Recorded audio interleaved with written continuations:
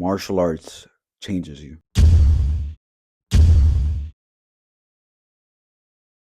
What can be judged at face value as a pure presentation of violence gives a pathway of transformation to a subset of individuals, everyone grounded in the same pursuit as they step on the mats. But for this video, I want to focus on two particular types of individuals.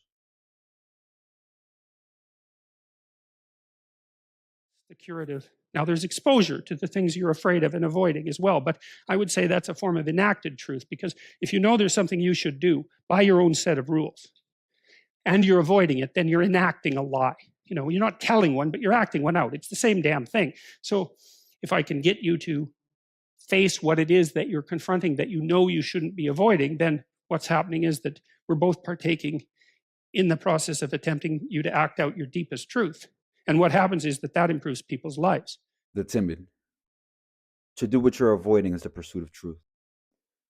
For these individuals, partaking in any physical punishment, delivering or receiving, is a discomfort that's far too great. Retreat is a response far too common when these individuals are met with confrontation. Submission and avoidance are their only viable strategies for threat management. But one moment of courage changes everything. David Goggins often says that it takes one moment of energy to snap everyone else's. That one moment of courage being stepping into a lion's den that is a martial arts gym. The timid learn they are more durable than they ever expected. They systematically improve their techniques slowly, and they learn to dance with the dangerous. Finally, the timid learn emotional control. Most importantly, the management of fear itself. They no longer judge themselves based on the fear they feel when presented with danger. They understand it's a necessary component of bravery. I never liked it. People like, oh, you're bullshitting. No, man, I never liked it. I love the freedom that it brings me. I love the fact that it keeps me in shape.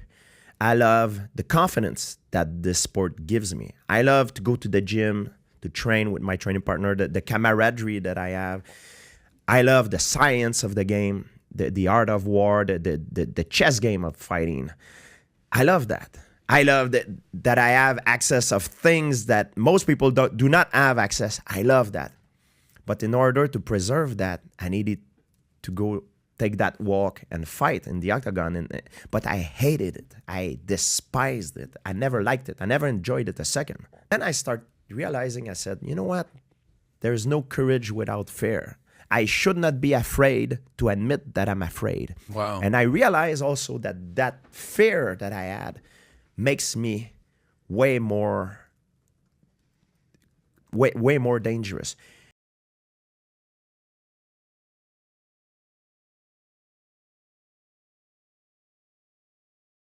Fighting is quite the dichotomy.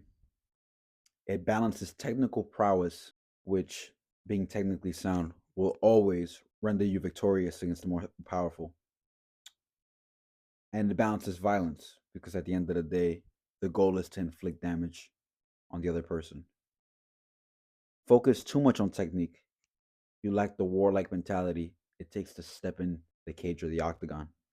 Focus too much on violence and being rageful will ensure defeat against someone who's just as fierce but more technically sound.